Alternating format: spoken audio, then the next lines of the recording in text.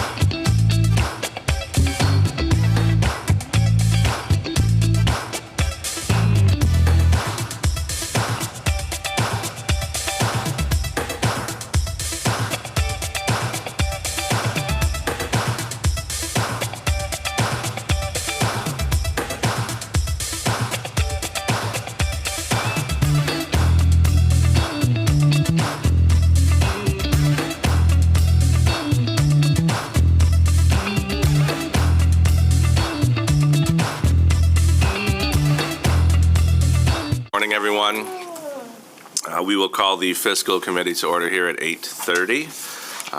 Thank you all for being here. First item on the agenda this morning is a resolution authorizing the write-off of $8,091.21 for the fiscal year 2023 water and sewer utility account balances. So moved. Support. Moved and supported. Mr. Jernberg, good morning, sir. Morning, Commissioners. Morning.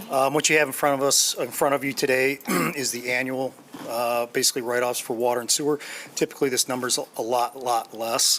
However, this year, there were 5 accounts from our hydrant connections where the businesses that had rented the connections from us went out of business, so we never got the connections back. And therefore, a lot of the money that you see there is basically violations and fines that have accumulated that never got paid. Very good. Colleagues, any questions about this? All right, hearing none. Those in favor? Aye. Opposed, same sign. Thank you. Motion carries. Thank you, sir. Item 2, resolution accepting a grant from the Outdoor Foundation for $25,000 for GR Outside, a division of the Parks and Recreation. So moved. Support. Moved and supported. Mr. Marquardt, good morning, sir. Good morning, Commissioners. This is a continuation of the work that we started with the Outdoor Foundation in 2019. Grand Rapids was one of 4 cities across the country to receive a $400,000 grant. In Grand Rapids' case, we used that funding to establish the Roosevelt Park Gear Library, which provides free equipment for the use of our residents. That can be anywhere from coats, jackets, hiking boots, kayaks, bicycles. And so this is a continuation of that work to allow us to buy additional gear and to expand our reach across the city. Very good. Colleagues, questions? All right, hearing none. Those in favor? Aye. Aye. Same sign. Motion carries. Thank you. Thank you. Item 3, resolution authorizing a memorandum of understanding with North Quarter Improvement Authority for reimbursement for the maintenance of the Plainfield Avenue Bioretention Island. So moved. Support. Moved and supported. Vera, good morning. Good morning. Hi, my name is Vera Na, Economic Development.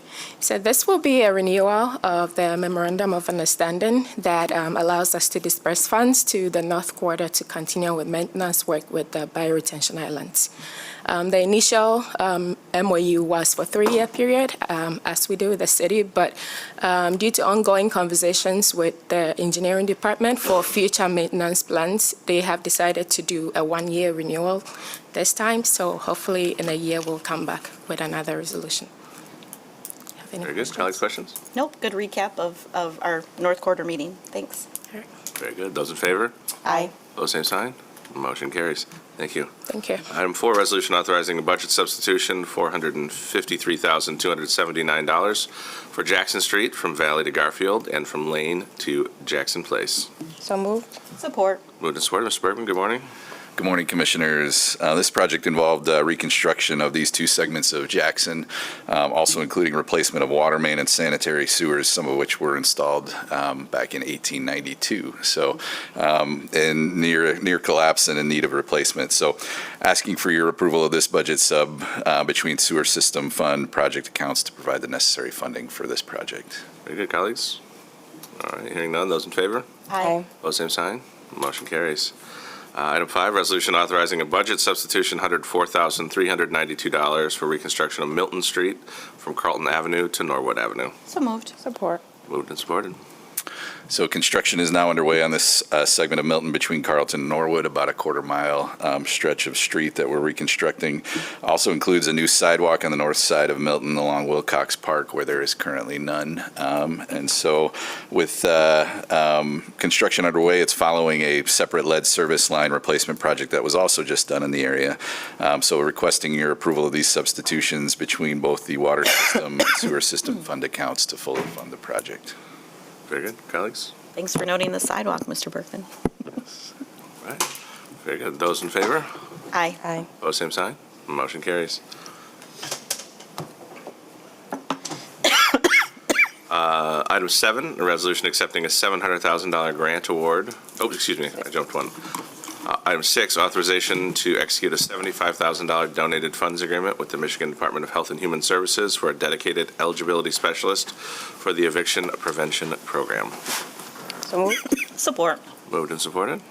Morning. Good morning. The Eviction Prevention Program is an ongoing program. It started in 2018 in partnership with the First District Court. Initially, philanthropic funds were used to support 50% of the cost for an MDHHS position that works with the program. Since the 3-year grant concluded, the city has been covering those costs. The eligibility specialist helps people who are facing eviction by helping to assess their eligibility for various resources and then helping them to connect with those resources. And in calendar year 2022, 128 households received a total of $347,066 in rental assistance through the program. Very good. Colleagues, any questions? Hearing none, those in favor? Aye. Opposed, same sign. Motion carries. Item 7, resolution accepting a $700,000 grant award and approving an agreement with the Michigan Department of Health and Human Services for the FY24 Michigan Medicaid CHIP Lead Hazard Control Community Development Grant Program. So moved. Support. Moved and supported. This is an annual grant that the city receives from the state, and it supports a continuing program. The program operates countywide, however, very little activity occurs outside of the city of Grand Rapids. The program is very narrowly focused, and the Kent County Health Department screens housing units for units that are occupied by children with a high elevated blood lead level, and then grant funds are used to address the lead-based paint hazards at those units. Very good. Colleagues, questions? All right, those in favor? Aye. Opposed, same sign. Motion carries. Item 8, resolution authorizing conditional approval of tax exemption and payment in lieu of taxes pilot for Grace Homes. So moved. Support. Moved and supported. Right, this request is related to a 3-unit rental development that will be constructed, the developers, Community Rebuilders, and then the property is owned by Community Rebuilders Limited Dividend Housing Association, LLC, and it will be at 1219 Euclid Avenue Southeast. All units will be rent restricted and available for occupancy by households with income at or below 60% of the area median income. Referrals for the units will come from the Continuum of Care's coordinated entry system, and there will be a preference for homeless households. We recommend approval of the tax exemption and pilot for this project for a term not to exceed 20 years, which is consistent with the terms of a city home loan that's in place. Very good. Colleagues, questions? All right, hearing none, those in favor? Aye. Opposed, same sign. Motion carries. Item 9, resolution authorizing conditional approval of tax exemption and payment in lieu of taxes for Carmody Apartments. So moved. Support. This request relates to an existing 19-unit rental development. It's at 730 to 736 Madison Avenue Southeast. All units are available for occupancy by households with income at or below 60% of the area median income, with 4 units available for occupancy by households with income at or below 50% of AMI. The development is owned by the ICCF Nonprofit Housing Corporation and managed by ICCF Community Homes. A pilot was originally granted for this project back in 1991, and then in 2008, the units were rehabilitated. There's a 15-year pilot that was approved in 2008 to match a 15-year period of affordability on city home funds that were provided at that time. The project also received a MSHDA home loan that matures in 2030. So the request that's before you would renew the pilot to coincide with the term of the MSHDA home mortgage, which would cover the years 2024 to 2030, so essentially would extend the pilot by an additional 7 years. No additional rehabilitation is planned at this time, and so we recommend approval of this tax exemption and pilot. Good. Questions? All right, hearing none, those in favor? Aye. Opposed, same sign. Motion carries. Item 11, resolution authorizing execution of a memorandum of understanding between the city and the Kent County for fiscal years 2023 Burn Memorial Justice Assistant Grant JAG funds totaling $192,195. Chair, I think we skipped 10. Did I skip 10? Sorry. Resolution accepting a grant in the amount of up to $2.62 million from the Michigan Indigent Defense Commission, MIDC, Department of Licensing and Regulatory Affairs, LARA, and authorizing execution of agreements for implementation of the FY24 compliance plan as required by the MIDC Act. So moved. Support. Why are these all? Moved and supported. Right. This is an annual allocation we received from the Michigan Indigent Defense Commission to operate the indigent defense system. Legislation was passed in 2016 that significantly changed how the system operates and how changed the system and how it operates, and it separated the indigent defense from the judiciary. There are 9 standards that the city is required to put in place as they're approved, and we submit an annual compliance plan. Very good. Questions? All right, hearing none. Those in favor? Aye. Opposed, same sign. Motion carries. Item 11, resolution authorizing execution of a memorandum of understanding between the city and Kent County for FY23 Burn Memorial Justice Assistance Grant funds totaling $192,195. So moved. Support. Moved and supported. Okay, the city and county have coordinated on an annual justice assistance grant for many years. The city retains the allowed amount for administration of the grant, and then the rest of the funds are split between the city and county for project costs.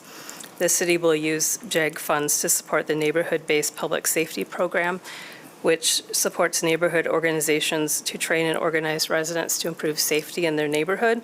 The funds will be allocated to specific organizations as part of the city's FY 2025 Neighborhood Investment Plan funding process, which will commence in January of 2024. And then Kent County will allocate the funds to the sheriff's office to purchase emergency communications equipment. Very good. Questions? All right, hearing none. Those in favor? Aye. Opposed, same sign. Motion carries. Thank you, Ms. Banchoff. Item 12, resolution authorizing a contract with Experience Grand Rapids in the amount of $150,000. So moved. Support. Moved and supported. Ms. Claren? Good morning, Commissioners. This is just the annual contract we do with Experience GR. We do budget for this in Department 261 for $150,000. $50,000 of that is from the promotional property tax levy, and then $100,000 obviously general fund for this funds. So this is just Experience Grand Rapids markets Grand Rapids as a destination location. As a city, we ask that they lean into, equity and inclusion work, and attach the item as more detail of what they do. They give us an annual report, so that's what's attached. Very good. Questions? All right, hearing none. Those in favor? Aye. Opposed, same sign. Motion carries. Item 13, resolution authorizing publication of a notice of intent to issue bonds for Lion Square improvements in the amount not to exceed $12 million. So moved. Support. Moved and supported. Ms. Chapman, good morning. Good morning. We've been talking about Lion Square for a while. Back in 2017, we issued a notice of intent for both cemeteries and Lion Square. However, we only issued bonds for the cemeteries. We didn't use the piece for the Lion Square. Since then, of course, costs have increased, so it is necessary to publish another notice of intent. These bond proceeds will be used for demolition of obsolete public fixtures, construction of new roadways, walkways, streetscape, landscape, and other public amenities. 80% of the annual debt service will be funded by the Downtown Development Authority. And just a reminder that publishing this notice of intent does not require us to issue the bonds or to issue the full amount of the bonds. Very good. Colleagues, questions about this? Ms. Claren? I was going to say, I'll just add one thing that I thought of, Tricia, that might just be of interest if you're new when when you consider our bonding. We often, you'll find us issuing on behalf of another entity like the DDA. Sometimes we'll have other entities want to use our full faith and credit because they can get a better rate, opposed to if the DDA were to go out alone and issue the debt, it would be, I think we've calculated, it's like 75 basis points more, so it's a lot more costly than if they partner with us to do these common projects. So every once in a while we'll have these kind of cooperative issuances come up, and it's, obviously mutually beneficial. Great. Thank you for that insight. Colleagues, any questions? All right, hearing none. Those in favor? Aye. Both same sign. Motion carries. Item 14 is a series ordinance for sanitary sewer system improvement junior lien revenue bonds in an amount not to exceed $15 million. So moved. Support. Moved and supported. Good morning again. So back in October, the commission approved the notice of intent already for this, for the sewer system revenue bonds for the Ash Lagoon. The notice of intent was published in an amount not to exceed $25 million. However, based on the bids that the engineering department received on July 27, we are asking for approval for a series ordinance to issue bonds in an amount not to exceed $15 million. The bonds will be issued through the Clean Water State Revolving Fund loan with Michigan Finance Authority. And this does include some principal forgiveness, so we don't anticipate that even if we issued a full $15 million, we will not be paying back a full $15 million. The bonds will not be general obligations of the city. They will be repaid from the sewer system revenues. Very good. Colleagues, questions? Hearing none, those in favor?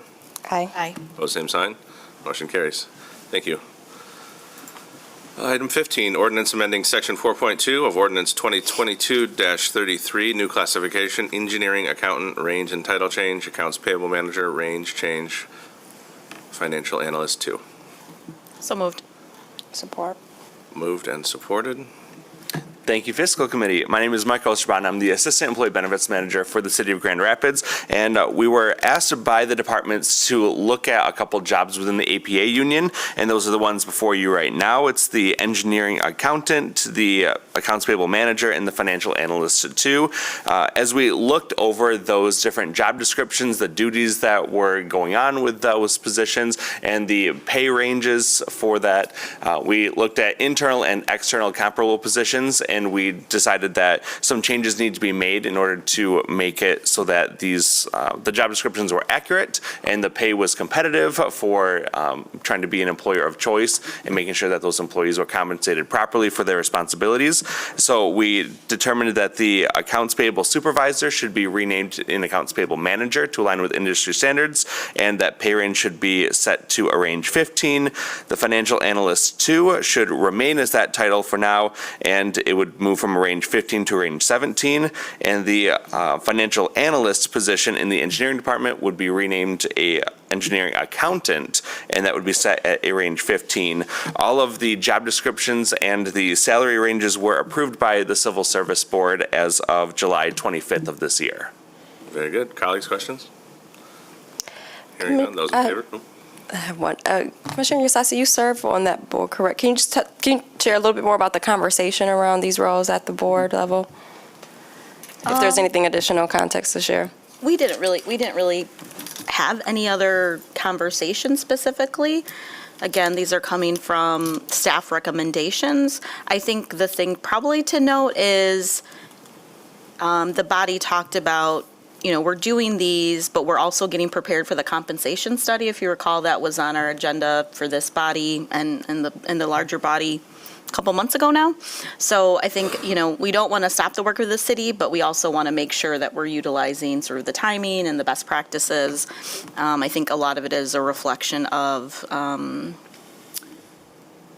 of the specific functions that different departments have. So I'll add that. Thank you. Is that fair? Yeah, thank you. And as well as the last compensation study that we did was like 2016, 2017, so it's been a while since we've looked at those positions. But as was stated, we do have a new vendor that's starting with us to review a large swath of the different classifications every single year. So hopefully every position will be looked at and reevaluated every 3 years on a rolling basis. So we'll keep up to date with all of these things moving forward. But this is part of the last big batch of them that we have that we're doing internally before we hand it all over to that vendor. Thank you. Any further questions? All right, hearing none, those in favor? Aye. Those same sign. Motion carries. Thank you. Item 16, ordinance amending Section 4.2 of Ordinance 2022-33, new classification, strategic marketing and communications specialist. Good morning. My name is Michelle. So moved. Sorry. Moved and supported. All right, here we go now. Really a little excited here. Good morning. My name is Michelle Eddy, interim HR director. So for the strategic marketing communications specialist, this is just a part of an ongoing needs assessment within the communications department for identified gap in the organization for strategic and coordinated communication plans for the programs and projects throughout the city. During the fiscal 2024 budgeting process, the communications department was approved to add 1 FTE to fill that gap. And of course, we're going to call it the strategic marketing communications specialist. And we plug this into the APA bargaining unit within salary range 11. All right, very good. Colleagues, questions about this one? All right, hearing none, those in favor? Aye. Opposed, same sign. Motion carries. Item 17, ordinance amending Section 4.2 of Ordinance 2022-33, new classification, Assistant Director of Parks and Recreation. So moved. Support. Moved and supported. Okay, so due to significant changes in organizational and departmental priorities and to create an intentional succession plan, the Parks and Rec Department has created a new requested to create a new classification titled Assistant Director of Parks and Rec. This position will be placed in salary range 20 that will align with other assistant director roles within the organization. Very good. Colleagues, questions on this one? I'll just add, since, Commissioner Perdue, you had asked, we talked about sort of the significant role that Parks has also taken as it relates to some of the public safety functions that have now fallen, in this department as we think about how people engage in our parks and just kind of noting some of those additional, so I'll just add that in terms of those additional responsibilities and the need for this additional level. Thanks. All right, further questions? All right, hearing none, those in favor? Aye. Opposed, same sign. Motion carries. Item 18, ordinance amending Section 4.1 of Ordinance 2022-32, range and title change, investments officer. Moved. Support. Moved and supported. Okay, so at the request of the City Treasurer's Department, I completed a classification study for the investment analyst position. It was determined that the classification should be revised and retitled to investment officer to align with other industry-related titles. And due to the additional workload and responsibilities, it did result in an increase in salary. So the investment analyst was at a 21 AH. The new recommended salary is 24 AH. Right, very good. Colleagues, questions? All right, hearing none, those in favor? Aye. Opposed, same sign. Motion carries. Thank you. Item 19, ordinance amending Section 4.5 of Ordinance 2022-32, new classification, wastewater plant operator 3. So moved. Support. Moved and supported. Welcome back. Good morning. Yeah, so I looked at the wastewater plant operator 2 position, and at the request of the Environmental Services Department, we wanted to make a strategic move to provide another level for that job. There's a wastewater plant operator 1 and a 2. Now there's going to be a 3 upon your approval of that salary. And this aligns with the water plant operator 1, 2, and 3. So we're just making the department split up and kind of mirror itself between water and wastewater. And that goes along with our strategic vision of creating new incentives for employees to be able to move up, gain more responsibilities, more leadership roles, and hopefully to increase retention with that as well. So upon your approval, we'd like to move forward with this. And again, this was approved by the Civil Service Board on July 25th of this year. Very good. Colleagues, questions about this one? All right, hearing none, those in favor? Aye. Opposed, same sign. Motion carries. Thank you. Thanks, sir. Item 20 is our bid list resolution for August 8, 2023. So moved. Support. Moved and supported. Ms. Claren, anything you want to point out on here? No, but I'm here as well as the department directors if there are any questions. All right, colleagues, questions about any of these bid items? I don't have any. All right, hearing none. Those in favor? Aye. Opposed, same sign. Motion carries.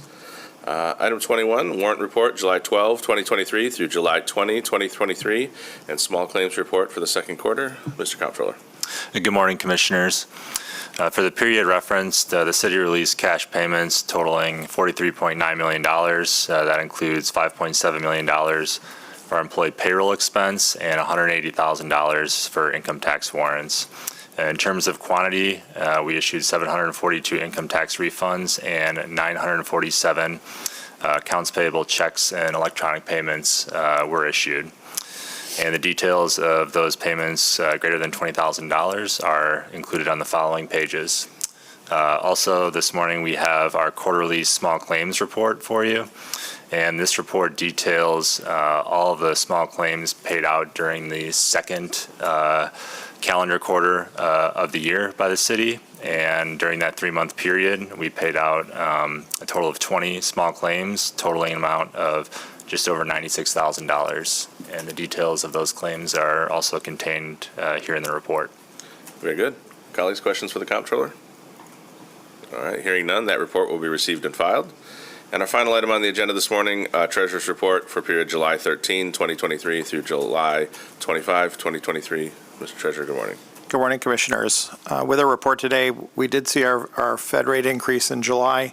We're expecting another one now in September. It's about a 78% likelihood.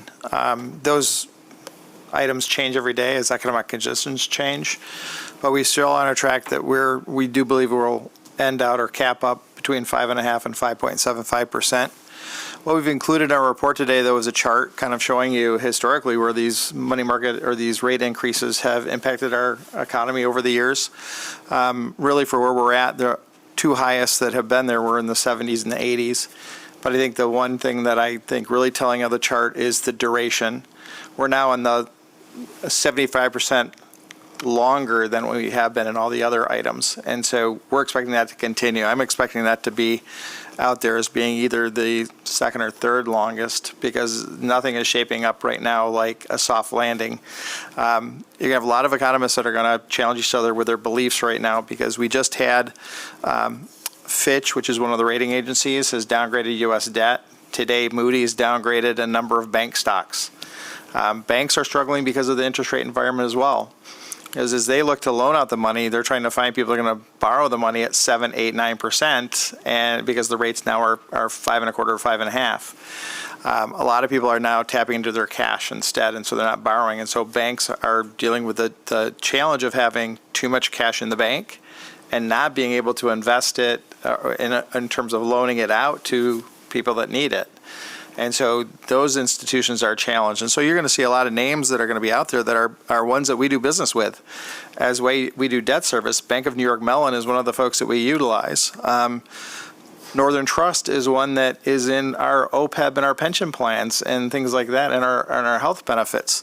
Truist Financial is one that we've utilized and is an approved broker that we work with. A different side of the house, though, because we're buying investments and it's not dealing with other bank products. And so there's some concern right now. We're seeing these challenges.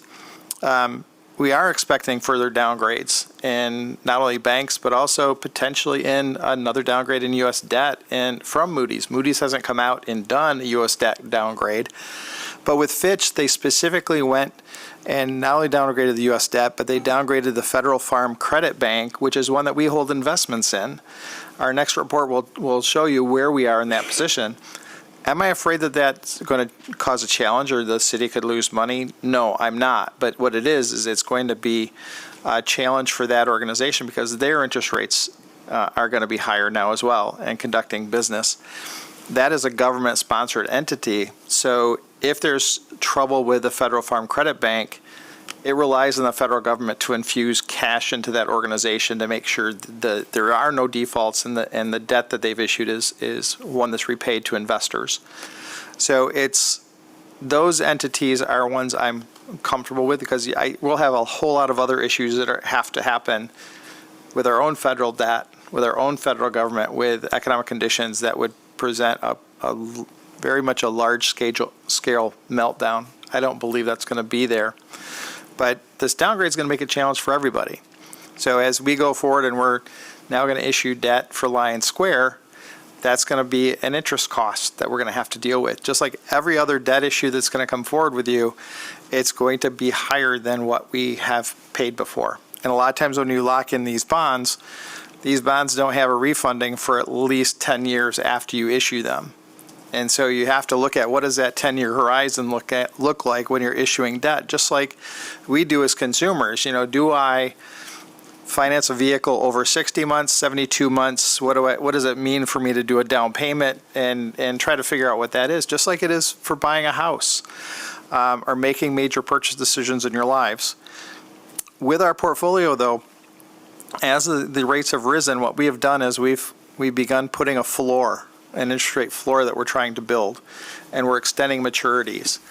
Our target is that our portfolio will earn somewhere between 2.5% and 3.5% consistently year over year because we're trying to bridge these gaps where we have economic uncertainty so that we're actually placing our money out there. As you see our portfolio today, we're at $596 million and we're earning 2.91%.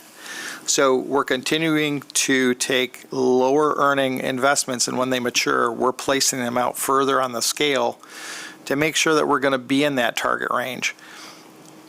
This is something that we bounced around the 0 to 0.25% for 7 years after the financial crisis. And so we were looking at our portfolio, saying, hey, we're feeling good about earning $2.5 to $3 million. We're building this out so we can say, hey, our range that we're trying to expect is $12.5 to $17.5 million of interest earnings a year. That's real money, that's real change, and that's something that it took a while to do because of the depressed interest rates. So we're going to see this turn around. We're going to see the interest rates are going to cap out at some point in time. We're still thinking it's going to be anywhere from 6 to 12 months from now. But when it starts to trend downward, we're going to have these items in place that if it does drop below 2.5%, our portfolio is going to be earning more than that. And so we're trying to bridge those gaps. And so that's what we're doing with our policy. And, it's something that it is moving the Titanic, because you can't just sell everything off and reinvest because you're cutting off your nose to spite your face. If we were to do that, one of our other comments in our report is that our mark-to-market right now, the portfolio stands at a $34 million book loss. It's a paper loss. We buy and hold our securities to maturity. We don't actively trade to sell out of a position. But if we were to have to, or we were required to sell our portfolio today, that's the loss that we'd incur. But it's, again, that's a paper loss. That's not what our earnings are. Our actual interest earnings are about $14 million for the past fiscal year. Very good. Colleagues, any questions for the treasurer? All right. Thank you for the report, sir. With that report will be received and filed. And with that, we will conclude the fiscal committee here at 9:01. Thank you, everyone. Thanks.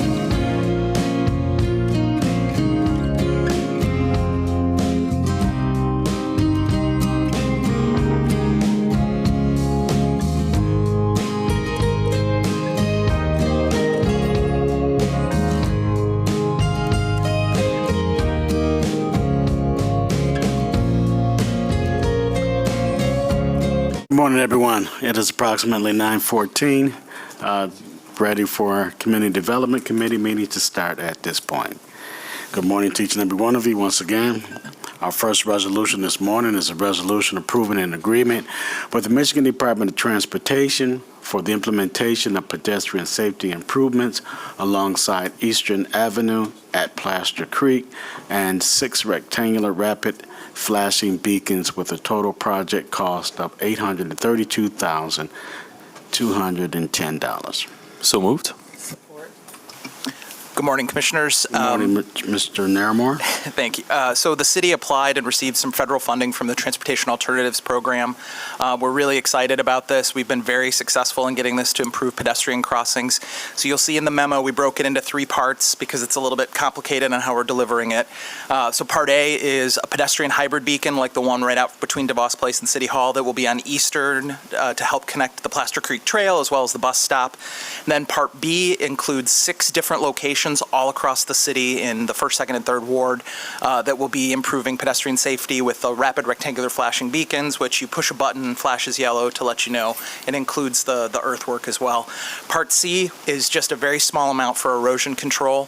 And then just as a reminder, there is a section of this which is the federal non-participating, which is a significant chunk for this, but that includes all of the stuff that's not included in the federal grant, which is design, construction management, as well as our engineering project administration here within the city. So that is all included, so the total project cost includes all of those costs for these 7 total projects.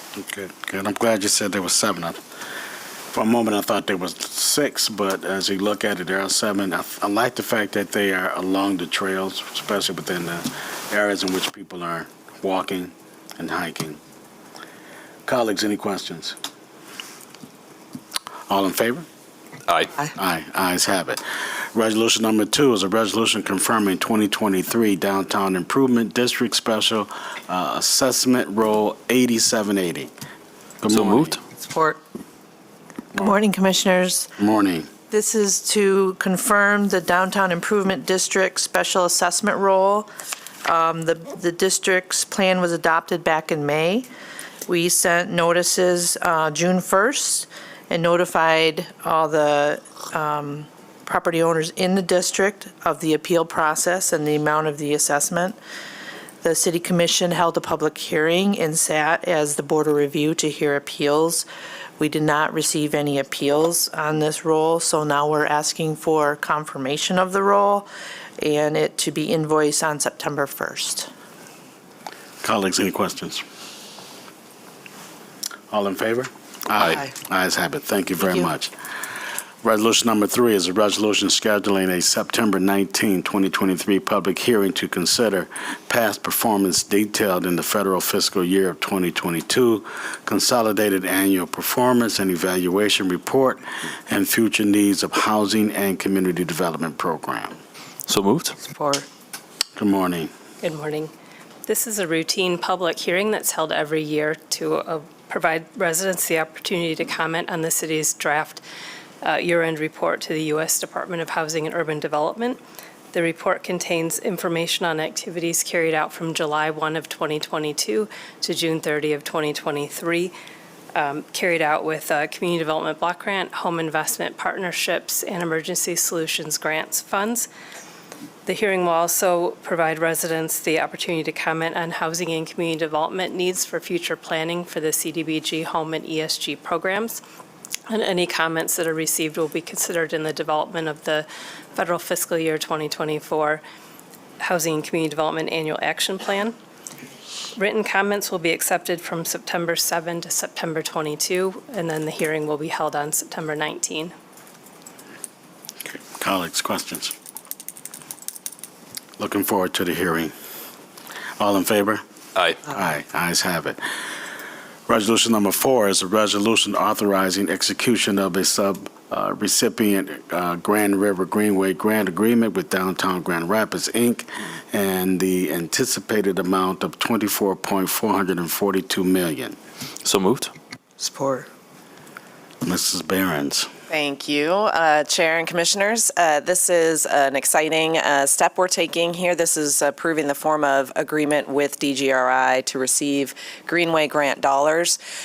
We are still working out whether it'll be a single grant agreement to cover multiple projects or separate agreements for each project, but in order to facilitate moving quickly, when that final decision is made, we're asking for approval of the ability to enter into those terms. As you know, these are coming to us from the state, come with the traditional ARPA timelines, including obligation by 2024 and use by 2026. We are excited to have received this tentative recommended award amount to further a number of the projects and connections in and through Grand Rapids.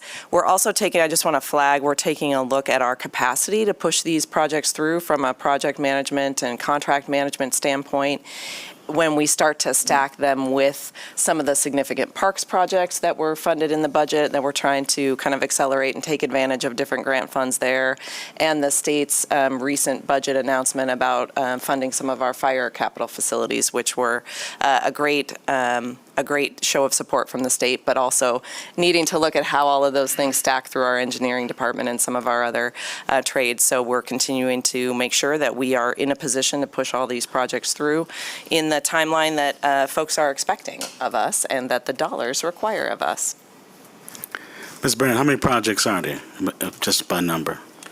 For the Greenway itself, right now it's 4. It could expand depending on how the remainder of the 55 million, the DGRI kept 10 million sort of in the pocket to see how things play out. So it could expand to more.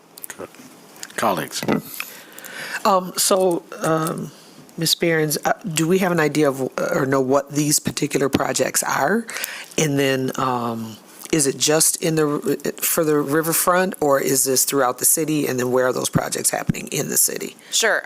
So yes, these are just riverfront projects. So the DGRI received the grant through the state. It was particularly for the Grand River Greenway and to make a trail connection.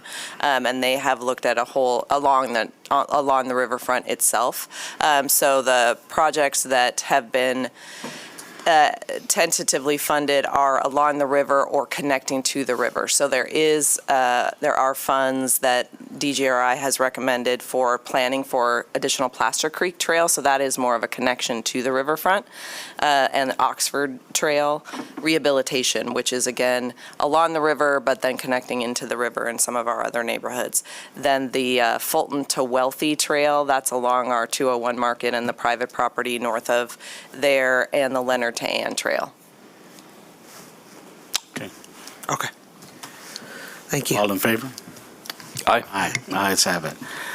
Number 5 is a resolution setting August 22nd, 23 as a date to consider an ordinance rezoning of 210 Fairbanks Street Northeast and 628, 636, 638, 644, and 646 Coit Avenue Northeast from traditional neighborhood low-density residential zone district to special district plan redevelopment district to facilitate affordable 52-unit apartment building. So moved. Good morning, I think Mrs. Turcos is going to Yes. All right. Morning, Commission. This is a new project that would result in the demolition of about 6 existing residential structures. It is on the north half of the 600 block of Coit. You may recall within the last, I believe it was a year and a half ago, City Commission did approve a residential apartment building on the south half. While this architecturally won't mirror that, it is a similar scale and massing project. The project would include 52 new residential units within the new building. There are, I believe, 55 parking spaces. Planning Commission did hold a public hearing. Admittedly, at the first hearing, the application or the request was tabled. There was concern about whether adequate engagement had taken place. There was concerns about the architecture. So the the applicant's team, including the architect, went back to work diligently with the neighborhood and and ultimately resulted in this project here that Planning Commission held a public hearing in July and sent forward their recommendations. You'll note that it is a conditional approval. Planning Commission did look at the architecture and make sure that that architecture, citing its importance in its design to the final product, must remain as it's currently proposed. Effectively, that means that limits staff's authority to accept alterations or alternatives.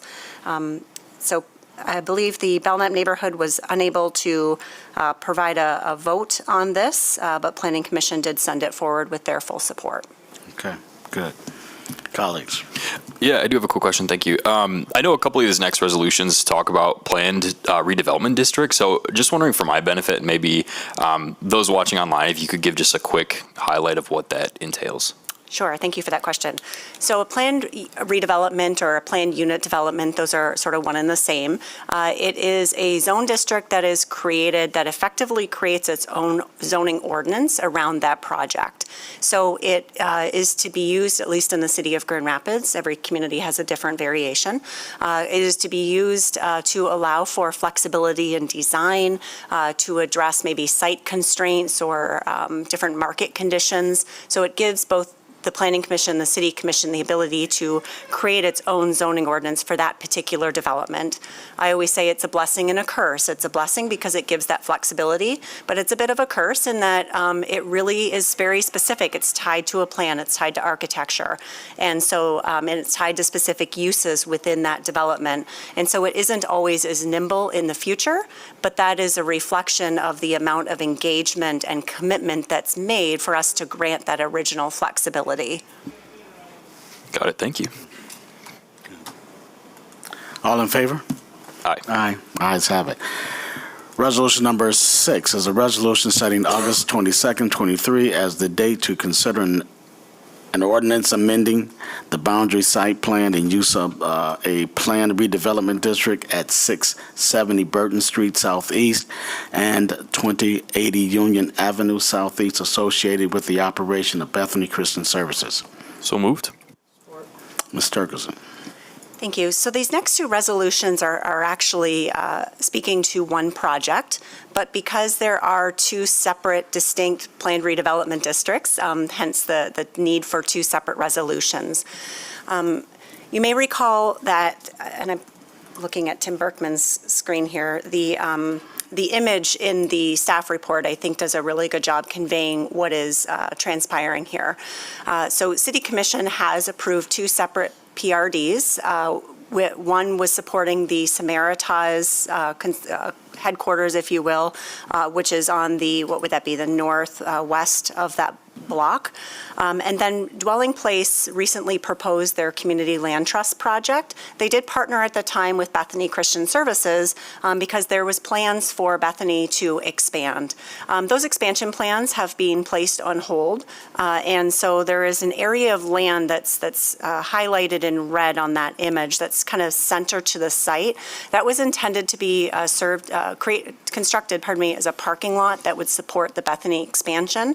That piece of land is no longer going to transfer in ownership and will remain with the Samaritas PRD. So it's a bit of an overly complicated zoning solution, but again, it's to give that flexibility to result in the projects that we have today. So the Samaritas image side of the project would remain intact as approved, with the addition of that land that will remain green space that's kind of the core of this block. Bethany Christian Services would remain as they are, providing the supportive services that they do, and their expansion plan, should they wish to proceed with those, would simply come back through this process as an amendment, and we can work with them at a future date. And then there are no changes being proposed as part of this community land trust portion of the project. So hopefully that covers both resolutions. Yeah, it covers both. I was getting ready to say, you cover both of them. We might as well just vote on both of them and keep on going to the next stage. No. All in favor? Aye. Aye. Ayes have it. All right. Yeah, resolution number 7 deals with Meritas. Resolution setting August 22nd, 23 as a date to consider an ordinance amending the boundary and site plan for a planned redevelopment district associated with the operation of Meritas. Now, we did Union, we didn't do, did we do Meritas? Yep, we just did 6. That was the one we just did. No, this is 7. Yep. So 7 and 6, one of the problems that we were having was that when we first got this, one of the numbers were off. Meritas wasn't on the original, so now it's here. So it is Meritas that we're talking about, number 7. You got to look at my, on my sheet, it had number 7 as the. They got updated yesterday. Yeah, so they got it updated later, so that's why it's a little bit confusing, but. I'm distracted. Yeah, I got it, man. I got this. So number 7 is a resolution for setting August 22nd, 23rd as the date to consider an ordinance amending the boundary site plan of a planned development district associated with the operations of Meritas and includes 2080 Union Avenue. So, Ms. Turgerson, you did explain both of those together. I did. Yeah, so Hope that's that was good. okay. Yeah, that was great. So let's go ahead and have a motion. So moved. Support. So since you already explained it and Drew had already asked that question, do you have any questions? Because I think Ms. Turgerson explained it very well. All in favor? Aye. Aye, ayes have it. Number 8 is a resolution approving an agreement with MDOT for the reconstruction of State Street from Lafayette Avenue to Madison Avenue, authorizing $1,551,385 for the local shares of the project cost. So moved. Support. All right, Mr. Bergman, this is you. Good morning, Commissioners. Good morning, sir. Yes, this project will reconstruct the brick street pavement that is State Street from Lafayette to Madison, including new water main, new storm and sanitary sewers, new bike lanes, ADA ramps, and street trees.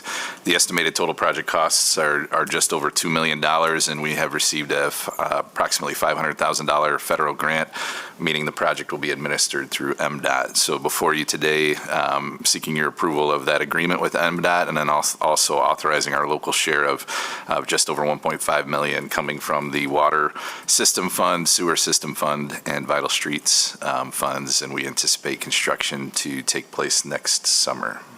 Very good. Colleagues? All in favor? Aye. Aye, ayes have it. We are now looking at resolution number 9, resolution entering into a pre-construction service agreement with Rockford-Welch Grand River JV in the amount of $174,200 in connection with the Grand River Revitalization Project. So moved. Support. Mr. Bergman. So we are actively working with the state's Department of Environment, Great Lakes and Energy, along with the Department of Natural Resources, as we continue pursuit of restoring the namesake rapids to our city, along with our partners at Grand Rapids Whitewater. Having a construction manager on board is critical as the team determines ways to avoid and minimize construction impacts, in particular, as we deliver this project. And so having a construction manager at the table will help us in our ongoing discussions with Eagle and DNR. We utilized a qualification-based selection process to solicit respondents, and we received respondents from 3 contractors. The evaluation team, which included our partners at Grand Rapids Whitewater, selected Rockford Walsh, a joint venture, as the most qualified firm. This contract will be for pre-construction services that'll take us through the end of design, and then once design is complete, we anticipate bringing back to you a construction management agreement that would include solicitation of actual bids and awarding of some contracts for that construction. And that would manage then the project through completion under this construction manager.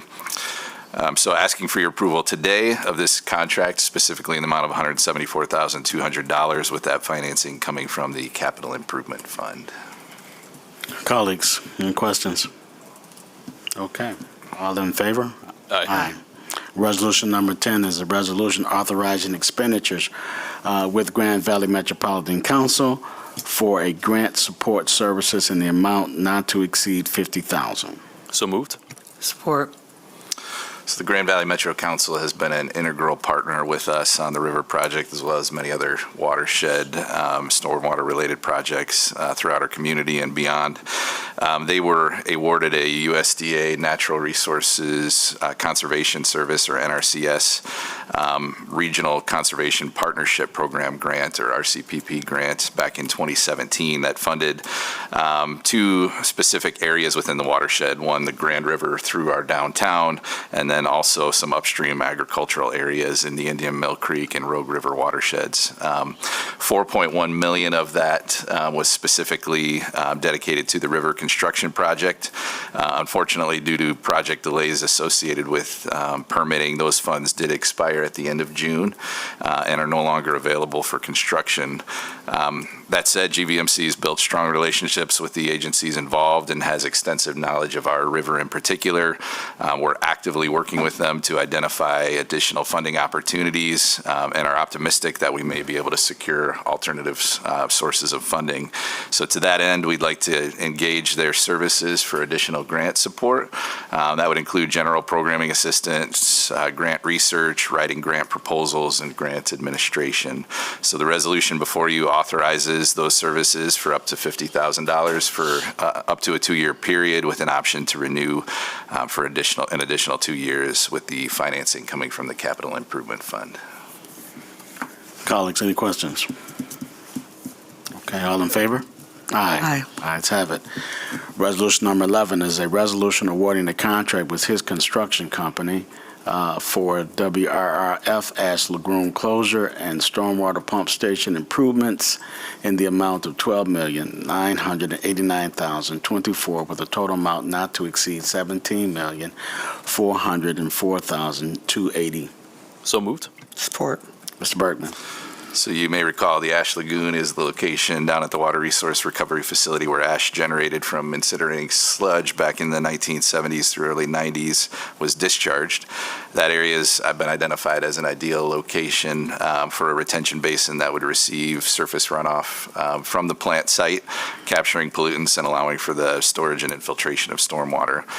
And during design, it was discovered that various heavy metals were present, including PFAS. And so in May of 2022, the city approved pursuit of the state's Clean Water Revolving Fund program, which makes the project eligible for low interest rates and principal forgiveness. The project was approved by the state, and so this resolution seeks your approval to proceed forward with the project and secure the funding through the state. The project will address the remediation as well as the installation of the new stormwater system to serve the plant site. We did receive 3 bids on July 27th, with HIS Constructors providing that low bid of $12,989,024. So asking for your approval of this award, with that total amount not to exceed $17,404,280. Financing coming from that Clean Water State Revolving Fund, $1.7 million EPA grant that was obtained, as well as the Sewer System Fund and sewer funds. Colleagues, any questions? Thanks for the cleanup, Mr. Bergman. You bet. All in favor? Aye. Aye. Resolution number 12, resolution awarding the contract with McGrew Construction Company for LMFP facade improvements in the amount of $115,250, with a total amount not to exceed $201,750. So moved. Support. Mr. Bergman. So in November of last year, a portion of the brick veneer became dislodged from one of the buildings out at the Lake Michigan filtration plant. We had our consultants perform an emergency inspection of the wall at the time, and the bricks that were at risk of falling were removed to eliminate the safety hazard while we undertook the design of the project. You did originally see an item on this back in June when we originally received bids, but they were 50 to 70% over estimates, so we rejected those bids at the time and reevaluated the project and recruited additional bidders. So we received now 3 bids on July 25th, with McGraw providing that low bid of $115,250. And so asking for your approval of that contract award to McGraw, with that total not to exceed amount of $201,750 coming from the water fund. Colleagues, any questions? All in favor? Aye. Aye. Resolution number 13 is a resolution awarding a contract with Great Lakes Systems, Inc., Modern Roofing, Inc., and Protus Innovative Technologies, LLC, DBA, NutriShield for as-needed roof assessed management in various locations with a total amount not to exceed $1 million. So moved. Support. So we utilize this contract for preventative maintenance and repair work on various city-owned facilities. The previous contract was awarded back in 2018 and used up all of its available renewals, so it was time to bid this back out. We did receive proposals from those three contractors that were read and recommend issuing contracts to all three. The contract will be for a period of 1 year with an option to extend an additional year up to 5, contingent upon the city's option as well as successful negotiations with the contractors. So asking for your authorization of expenditures as well for these as-needed services up to $1 million, and the costs will be charged to the appropriate budgets as these services are required. Any questions, colleagues? All in favor? Aye. Ayes have it. Resolution number 14. Resolution awarding the contract with Nagel Construction, Inc. for rotomill resurfacing in various locations, -2023-1 in the amount of $3,828,427.45, with a total amount not to exceed $5,012,774. So moved. Support. This contract will handle the rotomilling and resurfacing of streets in the northeast and northwest portions of our city. It's part of our preventative maintenance and rehabilitation program that is under the Vital Streets effort. 4 bids were received on July 25th, and Nagel did provide that low bid amount of just over $3.8 million, which was under our estimate of $4.4 million. Nagel will be utilizing a 27% MLBE participation rate on the work, subcontracting the concrete work to Durand contractors. The contract will be for a 2-year period, reserving the right to add locations and extend the contract for an additional period at the city's option, again, upon successful negotiations with the contractor. So asking for your approval of the award to Nagel, and that total amount of not to exceed $5,012,774 coming from the Vital Streets Fund. Colleagues, any questions? Yeah, could you just remind us what stretches of road this will cover? So there's a list of 27 streets that went out for bid that totaled about 5 miles, and I don't know the names off the top of my head, That's but okay. I can send them to you. But that's basically sets the framework, and then we can add to and adjust as we go, as we identify streets to be added to the list. But this is one contract. It's not uncommon for us to do 2, even 3 in a given year. So we may come back for an additional one to cover the remainder of the city. But this focuses in on the northeast and northwest portions. Thank you. Commissioner? Can we, hopefully this is not going to be like a Fuller playing field situation this year, because it was a mess, and it impacted businesses in that area pretty heavy, and there was a lot around, like the signage and how people can get to here or to there, and what businesses were still open. And I know I heard from some of the North End businesses just about how the advertising was placed, so people knew what businesses were still in that space, what was open, how to get. I mean, I live over there. Sure. It was a hot mess. Yeah. It was. And our businesses are still struggling trying to get back, Sure. you know what I mean, to full capacity, or at least to getting back to where they were before the pandemic, and that hit hard. So I would love it if we could be a little more intentional about that. I had one business owner that literally put together a map of all the businesses and had it displayed where people could actually see where things are, and compared it to the one that we put out there, and ours paled in comparison to what she did, and it was pretty simple. Sure. But I think that's just it's a pain point for small business. I know it needs to be done. We want our streets to be safe, and we want people to be able to travel on them without tearing up their vehicles. But at the same time, we don't want businesses to close because we have to shut down. I know we got to shut it down, right? But just being clear and providing alternate paths and routes that are accessible for people to get to these businesses and find a way that we can continue to support them so they don't suffer. Sure. And I hear you. Plainfield is a significant reconstruct. I mean, we're fully reconstructing the road, putting in 2 parallel water mains, which required some extensive underground work. Fuller was a significant resurface project that had to shut down one direction at a time as well. And so we know that construction is inconvenient and it is a burden, and we do try to accommodate access. We do accommodate access in as inconvenient of a way, or to minimize inconvenience, I should say, because we know construction is inconvenient. But that's something that we routinely try to work with property owners on and businesses and let them know what's coming, try to accommodate them with signage, try to coordinate around deliveries or key access periods that they have.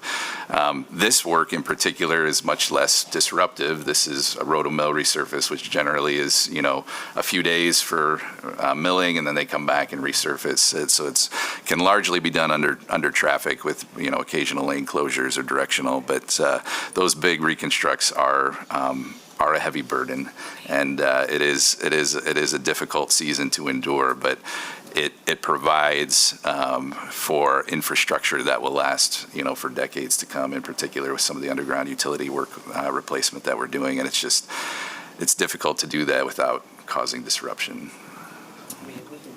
We can put together a team of people that just go and patronize those businesses just because I mean, I truly, truly, truly feel for people that were struggling in those spaces. Yes. Thank you. Good point. All in favor? Yeah. Aye. Aye. Ayes have it. It is approximately 9:45. This meeting is now closed.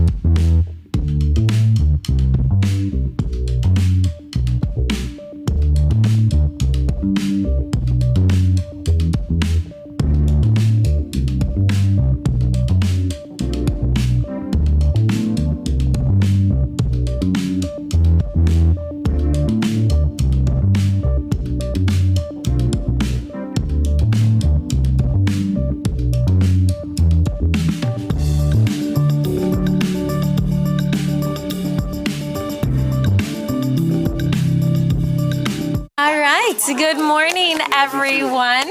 I'm going to go ahead and call this Committee of the Whole meeting to order. Today, we have a full agenda before us, Commissioners, and just a couple of reminders. We do have our Economic Development Project team today at 12:30, and then we'll be back together in here at 2 o'clock. And we do not have an executive session today, so hopefully you'll get a little bit of a break in between to get something to eat. So we'll get started with our agenda. We have a number of action items and then a briefing. The first one is a resolution to adopt the 2024 City Commission meeting schedule. Can I get a motion? So moved. Support. All right, moved and supported. City Clerk, anything to add on this item? No, I have nothing to add. Perfect. All right, Commissioners. Commissioner Just a Sassi? reminder to get those on our calendar. Yes, and in fact, after today's meeting, once they're adopted, are you going to do that? You want me to have Laura follow up? Mr. Canfield and I are on it. Oh, good, good, I love it. Mr. Canfield over there smiling, he's like, I got it. All right, Commissioners, I appreciate, usually we don't have it before us so early. Typically, it comes before us later in the year, but it's nice to have these available earlier so that we can get them on our schedules. The clerk's department. The clerk's office is very busy in 2024, as we all are. So. Yes, and it gives them ample time to plan our commission night out. So, any final questions or comments? All right, all those in favor say aye. Aye. Those opposed? It carries. All right, next that will take us to a resolution approving a second amendment to a brownfield plan for the Steelcase campus. This is located at 1151 44th Street. Can I get a motion? Moved. All right, moved and supported. Mr. Gracia can tell us about this. We did have a public hearing, so all of us have been briefed on this important project. Yes, that's correct. And so this purpose of this amendment, second amendment, is to support the redevelopment of actually new construction of a 47,000 square foot building, of which 17,000 will be used by EnviroClean for the new, essentially, corporate headquarters. And then the additional 30,000 square feet will be for speculative warehouse. Results in approximately 30 new full-time jobs at that location. And as we ask all of our projects seeking development support to submit an inclusion plan, and this has a commitments of 11.8% or just over $700,000. Great, thanks. Commissioners, any questions or comments?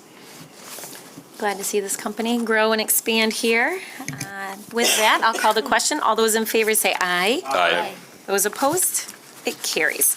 All right, next that will take us to a resolution approving 2023 Art Prize 2.0 as a special event in our city from September 1 through October 13th. Can I get a motion? Moved. Support.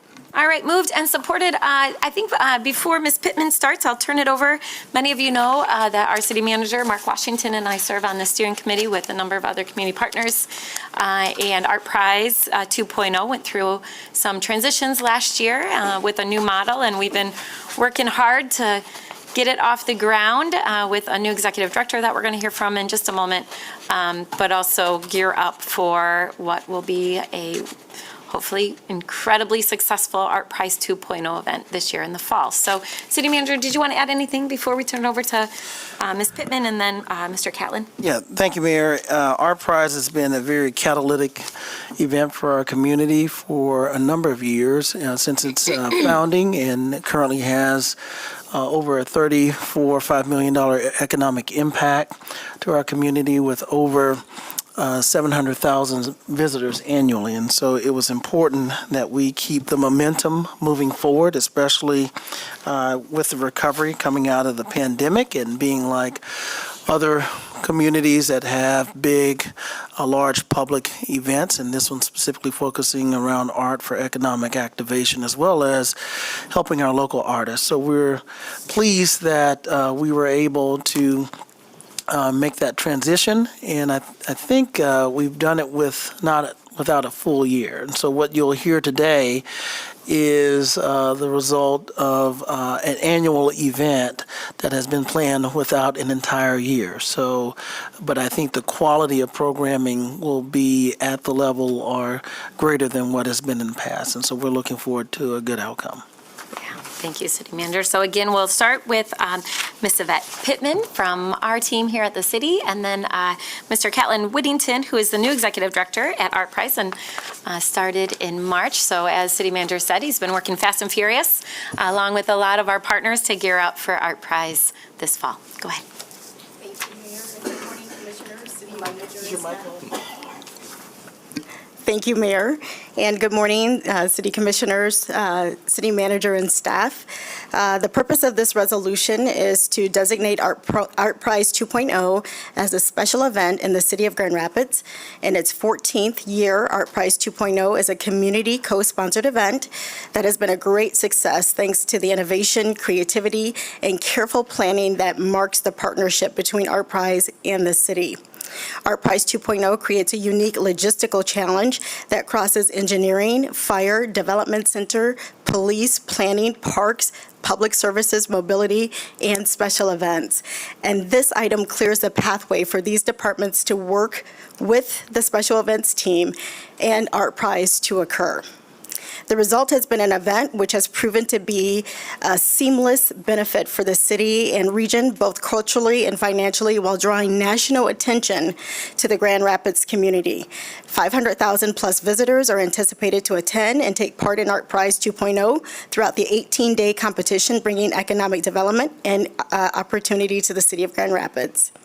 The second goal of this resolution is to adopt the Special Events Code for the event to appoint September 1st through October 13th, 2023 as the dates for the event to allow for installations, the event itself, and de-installations. The actual event days of Art Prize 2.0 are from September 14th through October 1st, 2023. Art Prize 2.0 boundaries include 3 square miles of Grand Rapids, as well as these public sites: 555 Monroe North Lot, Calder Plaza, Canal Park, Grand Rapids City Hall, Hartside Park, Monroe Center Parking Ramp, 6th Street Park, and the Ecliptic at Rosa Park Circle. Lastly, Art Prize 2.0 is requesting a special event permit for commercial-grade fireworks display, opening the Art Prize 2.0 event on Thursday, September 14th. The commercial-grade fireworks will be discharged by a licensed pyrotechnic between 10 and 11 at Gillette Bridge, between the Amway Grand Plaza Hotel and in Abawan Park in Grand Rapids. Fire and police will approve and monitor the display. The resolution would suspend Section 9.907 of Chapter 173 Fireworks of Title IX Police Regulations and would approve a special event permit involving the use of commercial-grade fireworks. Catlin Whittington, Art Prize 2.0 Executive Director, is here to share more about what you can expect from Art Prize 2.0. Catlin? Thanks, Yvette. Thanks, Yvette. And good morning, y'all. And Madam Mayor, members of the commission, City Manager, thank you all for your time and consideration this morning. My name is Catlin Whittington, and I am the Executive Director of Art Prize. Having started back in March, I've been working diligently to really realize the 14th anniversary of this important cultural asset. I've worked really to distill down the last 5 months and the 18 days of this event into a short presentation, but thank you for your patience as I go through this here. So, our mission at Art Prize is to transform the art world through an open global art competition and cultural event in the city of Grand Rapids. This year, our focus is really on setting a foundation for long-term reimagining of what this event can look like and reinvigorating its presence in the city. As I've found my way, being new to Grand Rapids, as I've found my way through this city, it's really been a process of discovery about what this event means to the community and also discovery of the space around me. And I'm hoping to share that element of discovery and really rediscovery with our community, both local, national, and international, and as we rebuild this annual event here in Grand Rapids. So, where are we at? Big numbers. This year we returned to the large public vote grand prize. We have a $125,000 grand prize, $200,000 total in public vote prizes, and $200,000 in juried votes. That includes 5 juried categories, as well as honorable mentions for those. An important prerogative for this year has been to work to really ensure diverse artist representation at our event. And to that end, we have reimagined our awards to present the Visibility Awards, which is a collection of 5 $15,000 awards that really recognize artists from historically underrepresented communities who excel in their work. This is an increase 5-fold over past year's commitment to recognizing diversity artists and diverse artists within Art Prize. We've also revisited our grant program. We're happy to announce that we are providing $200,000 in artist grants over 6 categories. This includes a new category, the Modu Vidget grants, which are 5 $3,000 capacity building grants for local artists to come out and really realize aspirational works of art. I'd like to note here that our selection process for these grants has been conducted by a panel of industry experts and recognizes artists from historically underrepresented demographics as one variable in the decision-making process. We have selected all the grant recipients and are busy working to get those contracts in place so that artists can make use of that to come out and participate in Art Prize this year. For the artists in general, we have 928 participating artists exhibiting 687 entries or works of art at 152 venues. Venue numbers are up slightly over last year, as are artists, while the number of entries is down slightly. More or less, we're pretty much flat over last year, but I will say that the quality of art, which is always highly subjective, is phenomenal, in my opinion. And I have included here some artist demographic information to share with y'all. Notably, we have 21% of our artists are local, which is 149 artists, which is great to see. The data is always difficult to capture and assess. However, we are really proud of the increased representation we see this year, and we'll continue to work to refine our process of artist outreach and engagement for future years. All right, so some of the things that people are excited for, sharing a bit about the art that we can expect. I'm not going to go through all 650 artists, but 3 works of our featured public projects. These are our large grant recipients, and we're really excited about this. Caminantes by Salvador Jimenez Flores. Salvador currently lives and works in Chicago and works at the art institution there in Chicago, but he's a proud KCAD MFA alumni as well. So this is an outdoor installation as a reminder of what Grand Rapids community that we all came to this wonderful city from somewhere. It's a great statement and thought. The Slave Ship by Christopher Blay. His work really explores the past and future of Afrocentric themes and imagery. The main installation will be at the Calder Plaza, and notably Blay is the curator of the Houston Museum of African American Art. So this is an exciting piece, and we're glad to have Christopher's work coming to join us. Some of his other work will be at 2 Fulton. I'll share more about that installation in a bit. Lastly, for the featured public projects, DisArt and Site Lab. These are Art Prize tenured veterans here, and we're really excited to have them back. This is also, in addition, this is also a grant recipient, and we are really glad to be supporting their work. They'll be presenting The Art of Disruption, an exhibition curated by past Art Prize winner Leandre Lesueur and DisArt co-founder Jill Vinn at Hartside Park, and it features a collection of art from Black and disabled artists, as well as an installation designed and ideated by Site Lab. All right, so the art, also we have activations. So aside from venues and the artists presenting, Art Prize will also be activating 2 spaces throughout the 18 days, one of which is the Art Prize Oasis, which is an exhibition of urban landscape design at 555 Monroe, and it will feature 3 large-scale art installations, including Caminantes, which was shared earlier, and a few that are in partnership with DGRI.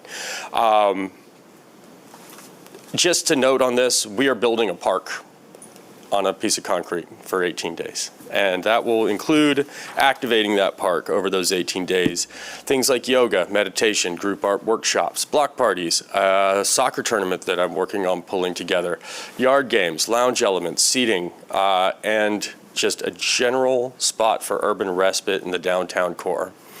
Pretty excited about this. And this is in partnership with a landscape design firm called TBG Partners, who I've worked with in the past, and they're doing great work. Other activations, 2 Fulton West, the former UICA building, it will be the Art Prize Clubhouse. The first floor and lower level will feature programming. It'll have our concierge. This is our information center and our front-facing, forward-facing consumer resource center. The Artist Lounge, a place for some artist networking and hospitality. Education and Volunteer Hub, and I'll talk a bit more about education in a minute. This is a central location for really all of our volunteer and education support and deployment of resources. And a theater, a spot that we will have some curated programming. Also at the clubhouse, we'll have Club Scene at Art Prize up on the 4th and 5th floor. This will have over 12 artists. Actually, I think we're up to closer to 20 artists in this space. It'll also create a flex performance and activation space for performance art, private and community events, as well as select performances and activity. Excited to be able to program this space after it's been dormant for the last 3 years, so it'll be a lot of fun. Our education program is very robust, and we're excited for some changes this year. In addition to bringing 10 to 12,000 area K through 12 students into downtown to experience art, new this year in partnership with our education partner Cultivate, we will actually be creating content in the form of magazines and online videos that can be used throughout the year as a teaching tool and curriculum support. Also, during the event, our education partner, Cultivate, will host drop-in art workshops designed for all ages and offer resources for families exploring Art Prize. So, really excited and glad to be working with Cultivate on this robust program. All right, the parties. Our opening celebration, presented by Wolverine Worldwide. We're excited to be recognized as commissioning partner of the acclaimed artistic spectacle, Squonk, at Anabuin Park on September 14th. This is an engaging and interactive performance group from Pittsburgh, as well as a creative fireworks and light show to cap off the night. Come one, come all. This is a great way for participants, attendees, families, and the community to come enjoy Art Prize. Jumping right to the closing ceremony, on September 29th, we will announce the winners of this year's awards at Rosa Parks Circle. This colorful ceremony will include an immersive and colorful experience and performance by national touring R&B and pop act, The Dip. But that's not all, y'all. We've got more. Honda, Paint My Ride, Consumers Energy, Smart Art, Top 25, Lived Experience. Throughout the 18 days, there will be events and community engagement that we are partnering with and producing ourselves. And it's also worth noting that Art Prize is sponsoring and supporting several community events produced by other groups, including the African American Arts and Music Festival, as well as a new custom car concept show, Curb Appeal, that will take place one day downtown. Really an exhibition of custom car culture downtown.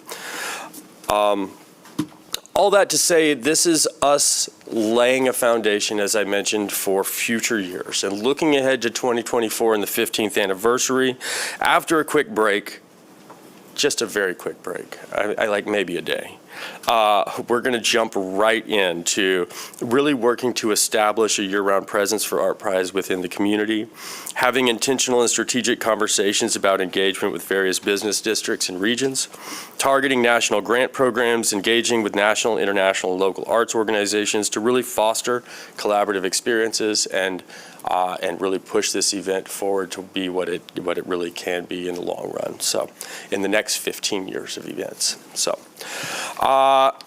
all of this is coupled with establishing a continuity of our identity and engagement with sponsors, donors, and supporters. And it's worth noting and sharing that over the last 5 months, our team has grown. In March, when I started, we had 3 full-time team members and 5 contract team members, and now we have over 26 members of our team. So I have been very busy hiring. This equates to about 13 full-time equivalents annually in terms of human hours and jobs. So really glad to have a team around me to support. And I say this because I have to recognize that we cannot do this without their dedication, their participation and support of our community, the generosity of our donors and sponsors, and of course, the fortitude of our leadership. For all of this, we are grateful, and I'm grateful for y'all and your time. So I'm here if you have any questions. Great, thank you. Thanks, Thank you. Catlin. We're so grateful to have you leading Art Prize and really taking it to the level that we all know it can become. So thank you for that. Commissioners, questions or comments? I'll start here with Commissioner Isasi and then Commissioner Perdue. Thanks for the presentation, and it's exciting. Kudos to you. It sounds like you've been very busy this year and lots of partnership and rethinking. So it's going to be an exciting time to be in Grand Rapids. I did want to go back to one of the last slides that you had around kind of establishing the 15-year. I know last year I just wanted to clarify, last year we had some things in other parks around the city and activating other neighborhoods. Is that happening this year? I know you can't highlight everything that's happening, in this, like you said, you only have so many minutes. Could you clarify that? And are we doing that this year, or is that, again, kind of coming in the 2.0, is that more for next year? I guess we do have activations in various parks that are going on. Anabawen, Rosa Park Circle, 555 Monroe, which is a park space. I'm sorry, let me clarify, outside of like the downtown area. No, we don't have any other parks outside of the Art Prize District, but we do have venues represented in all 3 wards of the city. Could you identify what those ones that are outside of? There's 150 plus venues, Okay. and I'm new Is to there Grand any- Rapids. I could share a map with you. Yeah, that would be great. I show think that all was of a our question venues. Yeah. last year, and making sure that sounds great, but I think it would be, I have this area, or the district area, but I know my other colleagues, that has been a question in the past of, Sure. activating all parts of the city, so thank you. Just for clarification, Mayor, so much of the traditional footprint has been downtown First and Second Ward, and we have heard about the desire to expand the influence outside of the downtown area, and I think that's what you've seen in the past with other past park activation. This year, if I recall the discussion with the Third Ward specifically, I thought there were 5 or so locations that are being activated in the Third Ward. Is that accurate? I believe there are 5 venues that are located in the Third Ward. That's mostly around the Uptown, Easttown district. There's Muse Studio and a few others over in that area that are activated. My intention this year has been to have conversations with community partners and community members to really think about what authentic and intentional activation in other districts around the city can look like. I think that it's one thing to just have art for art's sake. It's another thing to actually engage the community and really try to develop those relationships and really see what type of activations will work and what are meaningful. So that's been my work this year, is to start building those communities and having those conversations. Can you elaborate on the collaboration with the Center for Community Transformation and what will happen? Yeah, I've been having conversations with Dr. Bean down at the Center for Community Transformation, and actually I plan during Art Prize this year to host a community roundtable with some other community members down at their facility to talk about what Art Prize can look like and what the community would like to bring to the table in the future down in the Third Ward. Commissioner? Appreciate those highlights of kind of activation outside the downtown area. I'm one of the commissioners in the Third Ward, so I especially appreciate that. Just wanted to really use my time to express my gratitude and thanks. This is very, very exciting, and I really appreciate seeing some of your plans for next year and in the future. A lot of the neighborhood-specific items, the engagement pieces that you mentioned. So just wanted to express my thanks and officially welcome you to Grand Rapids, and looking forward to get to know you more. Right, thank you. Thanks, Commissioner. Commissioners, other questions or comments? All right, seeing none, I'll call the question. All those in favor say aye. Aye. Those opposed? It carries. Again, thank you for all your work, the work of your team. Yvette, I know you've been working hard here at the city with our city departments. And Mr. DeLong, it's good to see you in our chambers again, and thanks for all of your work and support for Art Prize 2.0, and we're looking forward to the event ahead. We're still, as a part of the steering committee, we're still working hard. Appreciate everyone who serves on that committee as we continue to raise funds, but also solidify some of the final details going into September. Awesome, thank you. And Mayor, I'd be remiss if we didn't, there would not be a 2.0 if there was not an original Art Prize founding group and board, which I too had the privilege to serve as part of that group, and I want to thank them for their starting a legacy movement in our city, then that we can continue to the tradition and manner in which we're doing it. And I also, Mr. Whittington is very modest. He comes to our community with a lot of experience with large events, having worked at South by Southwest as well as large venues, public venues in Austin at the Palmer Event Center. And so we're really, really happy to have him on board. Thank you. Thank you so much. Yeah, thank you. Really appreciate you bringing that to light, and I'll echo my appreciation for everyone who's worked over the last 14 years to make Art Prize what it is today. And it was interesting. I was looking over your presentation, and I was a city commissioner when the idea of Art Prize was brought to our table. Greg Sundstrom was our city manager at the time, and we had a meeting, several meetings afterwards, and pulled all the city departments together, and I know Mr. DeLong was around that table and said, what do we need to do to get to yes to make this happen? And here we are 14 years later, and looking at the economic impact it has had on our city is tremendous, but also just putting us on the map as a art center, a city of art, has really been tremendous. So thank you both. Yeah. All right, Commissioners, that will take us to our fourth item. This is a resolution recommending approval by the Michigan Liquor Control Commission of Social District Permit Application pursuant to Public Act 124 of 2020 for Chicago Beef Joint, which is located at 822 Ottawa Avenue Northwest. Can I get a motion? So moved. Support. All right, moved and supported. Commissioners, any questions or comments about this item? All right, all those in favor say aye. Aye. Those opposed, it carries. All right, next that will take us to a resolution recommending approval by the Michigan Liquor Control Commission of Social District Permit Application, again pursuant to Public Act 124, 2020 for Gin Gin Lounge, and this is located at 507 Bridge Street Northwest. Can I get a motion? So moved. All right, moved and supported. Commissioners, any additional questions or comments about this item? All right, all those in favor say aye. Aye. Those opposed? It carries. All right, next that will take us to a resolution approving amendments by City Commission Policy to the City Commission Policy 600-06, and this is entitled City Employee Home Ownership Incentives. Can I get a motion? So moved.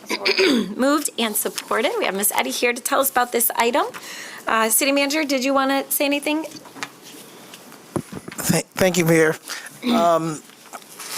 What's been extremely important during the pandemic is to make sure that we have very competitive ways to recruit and retain our employees, and you have been so helpful in helping us approve the contracts that we have with labor groups. But for years, we have been talking about housing availability and opportunities for members of our community in general and creating more affordability. But we've also looked at that issue within our workforce, and we too would like to have more city employees live in our city, in our community. About half of our employees do so now. But we are always looking for ways to create benefits for our employees, but also competitive ways to recruit and retain employees. So this is another tool, and Michelle will highlight the benefits that are being proposed. Thank you. So yeah, just as a quick highlight, one of the things that we made changes to was the requirement of geographic location. So the current policy does require that the home purchase be within a specific target or general area. The new updates will require that the general requirements will be within the city of Grand Rapids city limits. We did clarify the funding source of this incentive, so we made it clear in the policy that the program is 100% funded by the city, and this is allocated within the HR budget. We increased the incentive amount from $3,000 to $6,000 if you already reside within the city of Grand Rapids, $7,000 if you reside outside the city of Grand Rapids, and then for first-time home buyers, there's an additional $2,500 incentive amount added. We increased the residency requirement from 3 years remaining in the home to 5 years, and then we made modifications to the repayment schedule in the event of residency non-compliance. Great, thank you. Commissioners, any questions or comments? All right, I appreciate you bringing this forward to us. I know we've talked at length about how do we support employees, but also encourage folks to live here in the city where they serve, so appreciate this. With that, I'll call the question. All those in favor say aye. Aye. Those opposed? It carries.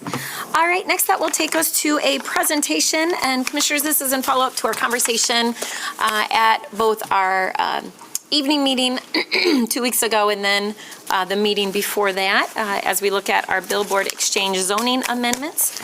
So what we'll do today is turn it over to our planning director, Ms. Turkelson, to tell us about this item, and then we'll be able to ask some questions. And it is on our agenda tonight to consider. Thank you, Mayor. Good morning.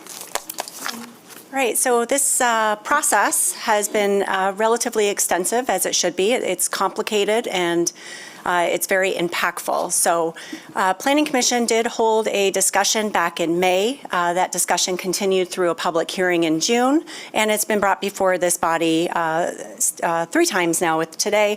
And on July 25th, you may recall that there was some really good discussion on 2 specific items that were concerns or questions, and one was about tree trimming. And in my staff report, I think I answered that question, that if it's on city-owned property, we are very concerned and have a very extensive process from the city forester to make sure that we do not trim trees to provide better visibility to billboards. So that is more detail in the staff report, but the bulk of this presentation really focuses around changes that were talked about to require a special land use or a higher level of review than a staff review for digital billboards in the city center zone district. So taking a step back for a moment, here on this slide shows what we are trying to accomplish. And the goal of this revised program of the Exchange 2.0, which is funny because we just had Art Prize 2.0, didn't we? The 2.0 is to make sure that we're providing us with more tools to support redevelopment opportunities where there are existing billboards. The strategy is complex. We want to make sure that we do not allow for any system that as designed does not allow for any additional billboards within the city. It does utilize a credit system, which is similar to what we have today. It does allow for the repositioning of existing billboards. So it allows boards to float from one location or one district to another. And there is actually a chart within the ordinance itself. So for example, traditional business areas, we allow for a billboard to float in a traditional business area, but billboards cannot come from a commercial zone district and float into a traditional business area. That is the district that we see the most challenges regarding redevelopment opportunities where there's billboard locations. So there are limits as to where that can float. And then any new repositioned billboard does have to be placed on a wall. So we don't allow for any standalone structure. So all of that should very much sound the same as what you heard from me previously. The changes that are different from what you saw in July centers around the digital billboard. So it still limits digital billboards to no more than 10 faces in the city, and there's a maximum number of faces based on the direction and the specific highway. But what is different is that the current amendment that's before you would require digital billboards in the city center zone district to be reviewed and considered by the Planning Commission instead of having an administrative review from city staff. So the map on the right-hand side of the screen shows you where all of the existing billboards are located in the city center zone district. And then the purple squares identify the ones that could be eligible for upgrade. And I say eligible because there are criteria. And again, as proposed, it would require Planning Commission consideration. Also, the same as previous, those super sign billboards would also require special land use within the city center zone district, which is the only district that those signs are permitted in. Planning Director authority and my authority would be an administrative review to allow for the repositioning of billboards, those billboards that float between districts, and then digital billboards that are in all other zone districts. There are criteria to that. There is an engineered lighting model, if you will, that's required as a submission application. So as long as there is no residential uses within that defined area, which would presumably, or which is the area that we would determine to be most impactful. Those billboards, which actually in looking at it, I'm not sure there would be any, but if that were to be the case in the future, those billboards would require Planning Commission approval. But the vast majority would be at a staff level. Again, though, the digital billboards only replace existing static faces, so we're not adding any new billboards. There are limits on the number of billboards digital billboards that can be added to the city, and then there are additional spacing requirements. So from July The only change that's being presented to you is that digital billboards in the city center zone district would require Planning Commission consideration. And I believe that concludes my presentation, so I'm happy to take questions. Great, thank you. I'll start. I don't really have a question, more so a comment. I appreciate this map. I know the individuals who reached out to me with concerns. They were concerned about some of these purple squares on the map. So I appreciate seeing this, and for all of us to have a sense of where those opportunities are. And I also appreciate the changes. I think it's consistent with some of the feedback where people want to have notice, but also an opportunity to weigh in before a decision is made. So, Commissioners, questions or comments? Commissioner Moody? Yep. Thank you, Mr. Ferguson. This is a very good report. Just on the safe side, do we have any digital billboards now? We do not. Thank you. That's all I wanted to know. Commissioner Robbins and then Commissioner Perdue. Yeah, thank you, Mayor. Just a quick question. I know we've had some of our, downtown stakeholders reach out to us and engage with us about this. So I'm just curious kind of what the update is on their sentiment towards this program and if they're, satisfied with it and to what extent. So I don't believe we heard from any residents through this process. It was a noticed meeting, of course, with Planning Commission. We did work with DGRI. They were a partner at the table, and they are supportive of the amendment as proposed. And Commissioner, I also followed up with Grand Valley State University, and they also would be happy with this change. Okay, Grand Valley was the one that came to mind, so I'm encouraged to hear that. Oh, yeah. My apologies. I missed the question, obviously. Thank you. In DDA, I also heard from Tim Kelly at the DDA, who is also supportive of this change. Yeah. Commissioner Perdue? Yes, thank you. Thank you for this. So I think, Mayor, you initiated this potential amendment. Can you say a little bit more about your thinking, particularly what circumstances you think might be in place where a special land use permit will be more beneficial than kind of the administrative process that came to us in the original presentation? Yeah, and maybe, Kristen, you can describe the difference between the two. I think the big thing is notice and people being able to weigh in and go before the Planning Commission, whether they are supportive or opposed and why they would be opposed. Especially in the city center. In addition to some of the feedback that we heard, my concern is some of these sites are in close proximity to current spaces where we want to see high-level, high-density development, especially around housing. And a concern I had is that, once a billboard, especially a digital billboard, which is quite expensive to build, is in place, potentially it could be impediment to development for a high-density residential location. And so that was one of the concerns I had. We talked about with the DDA, and then also obviously Grand Valley just came out with a pretty significant master plan, much of it in their downtown campus. And so hearing and responding to their concerns I thought was important. Thank you. So Kristen, do you want to walk us through the difference between an administrative approval and special land use? It takes longer. It goes before the Planning Commission. People are given notice and they can weigh in. Well, now you took half my talking points. Sorry. Yeah. So an administrative approval is just that. It's an application that staff receives.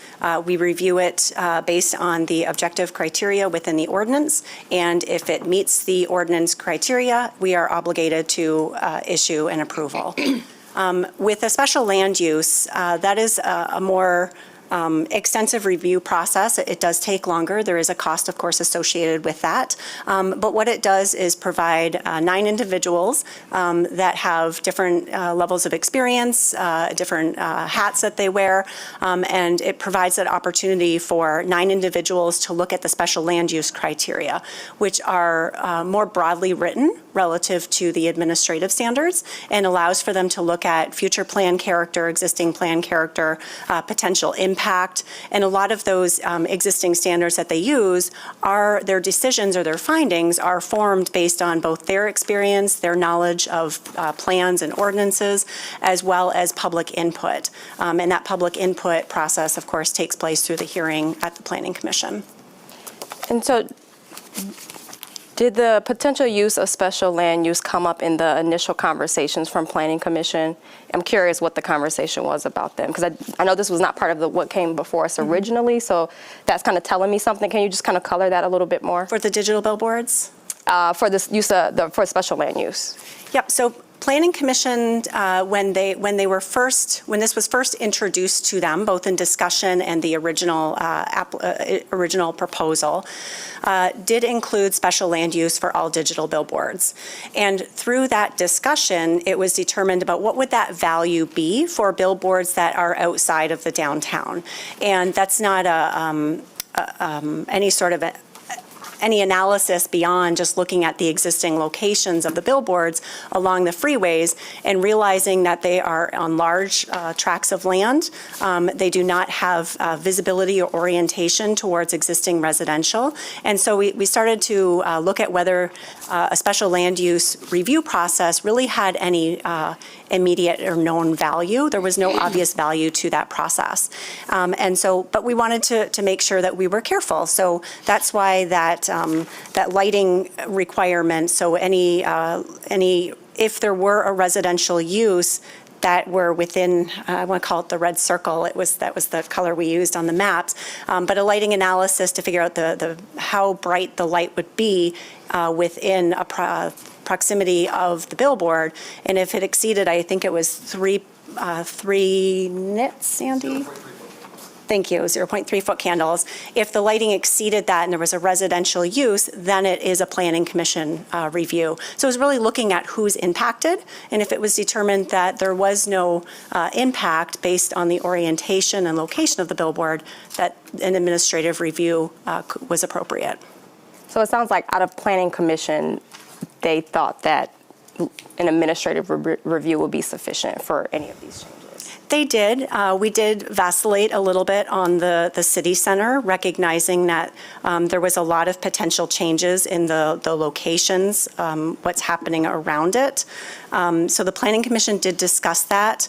In that meeting, I stated that I did have some concerns with this, but knowing that I do have the option as planning director to defer the review to the Planning Commission, that these might be locations where I would consider doing that just because of that future plan character. And I did see some value in that special land use review. So the Planning Commission did discuss that and vacillated on it. Ultimately, they landed with the conclusion that they were comfortable with the administrative review, but I don't think that they would be surprised or disappointed if the City Commission felt otherwise. For sure. So I hear you and the mayor mention potential changes with new development, and we're focusing on downtown. But we know that we want development, and we're encouraging, incentivizing development throughout the city.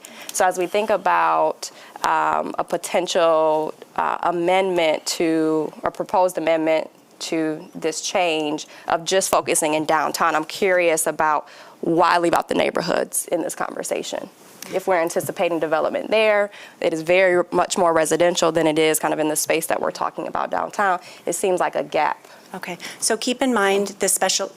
Go ahead. The special land use process for downtown only applies to digital billboards. It does not apply to the static faces. So any static face billboard that were to be upgraded or relocated would be an administrative review. Digital billboards are not permitted in the neighborhoods or anywhere outside of the upgrade eligibility zone, which is defined as along the highway. Yeah, so this is just for digital billboards in a very narrow focus on the highways. And then obviously because the highways come downtown, that's where we're concerned about the city center. Commissioner O'Connor? Yeah, I was just going to kind of expand on that. You know, I've bought billboards in my life before. The ones that are in the neighborhood are typically, you know, on a secondary street are pretty low dollar investment to be able for someone to be able to purchase them. Or like the ones on I-196 and US 131. Those are the high value ones because they get a lot more views.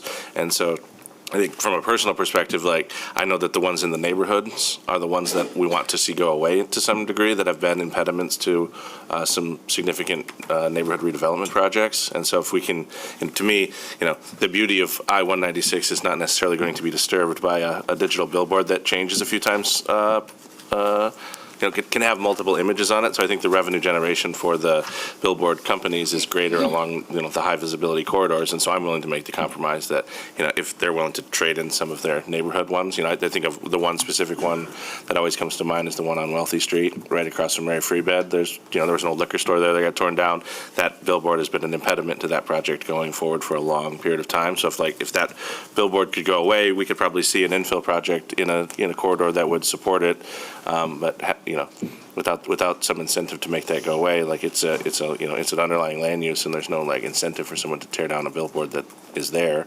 So again, I think the places to me that it makes the most sense to have digital billboards are along the highway, because they're on 196 and 131. They're not the beauty of interstate highway commerce through our downtown is not the most attractive place anyway. So if they're going to be somewhere, that's where I'd rather see them be. Yeah, that's a good distinction, and I think we have a list of billboards, both in the downtown area as well as in neighborhoods, that have been an impediment to development. I know even on Plainfield, we had a real issue with the development because of a billboard and just not having a clean slate there. Right. Other questions? Did I see any hands over here? Okay, City Manager, go ahead. Yeah, thank you, Mayor. And I just wanted to clarify on the zoning ordinance based on the map. So directionally along the highway, to address some of the concerns that we may have heard from neighbors, the intent is for the digital facing component to always face the freeway, not the neighborhood.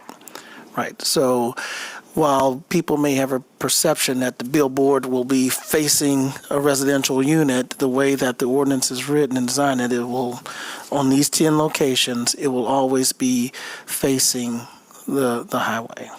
That's correct. So, I appreciate this briefing and the conversation.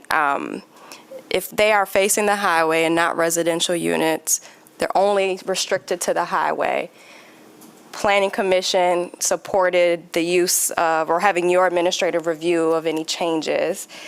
I'm not seeing the strong need for a special land use permit for these instances, unless there's something that I'm not considering as strongly as I should. So obviously in the downtown, we have a different built environment. We have much taller buildings, and the buildings project above the freeway. Yeah. So even though the orientation must be towards the highway, because the buildings do project above the highway, that creates a level of visibility that is unique in the downtown environment. So even though it's not maybe oriented towards a newer existing development, it presumably could still be impacted. And that ambiguous language I just used, presumably, is exactly why the Planning Commission is a good review body to consider that, to determine what is the impact, who will be impacted, and having a more robust analysis there. So, and this is really the bulk of my concern, right, is that as you go out on 131 or 196 or 96, you don't have, just because of our current land use and our current zoning, you don't have 30-story buildings. But if you look at downtown, not only do we currently have buildings over 10, 12, 20 stories, we're hopeful that we have additional large, highly dense developments. And I don't want to make a decision today that is potentially going to be an impediment to a large-scale development because there's a digital billboard that is going to be impacting 3 stories of a high-density building, and that's not the same concern I have about other parts of the highway. But in the city center, we still have a lot of asphalt parking lots that we're hoping will be redeveloped. And once a billboard goes up, it is very, very often they have a 20-year contract, and it's extremely difficult to work around it or to get them to move. But we're not talking about erecting new billboards. We're talking about changing the static ones that currently exist into a digital face. Yeah, I mean, it's going to require, the existing structures are not going to support the new technology. So there would be a removal of the existing structure and a replacement with a new digital billboard. So in the example that you gave, Mayor, you mentioned not wanting to have billboards that will impede future development. So I'm just trying to make sure that we're speaking the same same language, and I'm wrapping my head around this change. So can you just, with that in mind, can you just kind of recolor that for me? In what ways do you see that impeding? Well, it could be a multitude. It could be from the light. It could be, if I'm going to build an apartment complex that's 20 stories high and there's a digital billboard there that is flashing and going through 6 different ads, I should say, that could potentially impact the ability of a developer to want to build there. Okay, so not the physical structure, you're thinking more of the digital aspect of it. It could also be the physical aspect of it, because part of this is an exchange program. So potentially where a billboard goes could eliminate other billboards because of the exchange. So potentially it could open up more development sites, especially in these areas. Commissioner? Well, thank you, Mayor. I guess I look at the map and I see zoning changes that we made 5 years ago, 6 years ago, related to the dash lots on the west side of the river, as well as the changes we recently made a few weeks ago around upzoning some of our secondary rings around downtown. So if I look at the purple dots on this map along Mount Vernon, I see 1, 2, 3, the one on 2nd Street. I know of multiple, used to be 4 stories there, now it can go to 10, right? And so those projects aren't live yet, but there's discussion about a soccer stadium and about large housing projects potentially coming down the pipeline. And so having those billboards there, you've seen plenty of, you mentioned the one on Plainfield, which is not a digital billboard, or Dwelling Places project on Alpine Avenue, where there was an existing billboard. So the workaround was you ended up having to have a billboard on the side of a brand new residential building, and is that the outcome I want? Not knowing, what's going to happen in the future.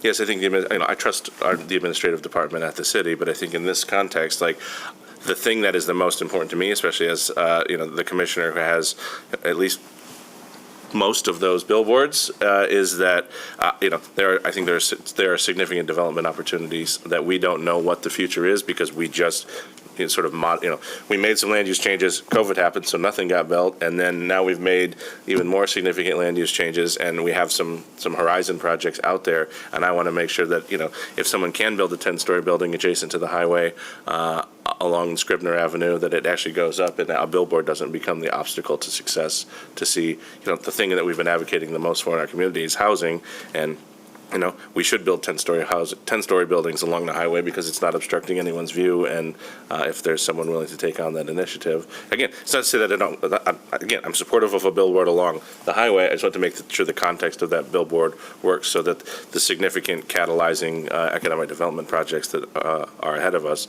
don't get shut out because of a billboard. Thank you, Bo. Any additional questions or comments? All right, so this will be back before us tonight for consideration. All right. City Manager, anything final as we finish up Committee of the Whole, and we'll be back together, those of us who serve on Economic Development Project Team, in here at 12:30.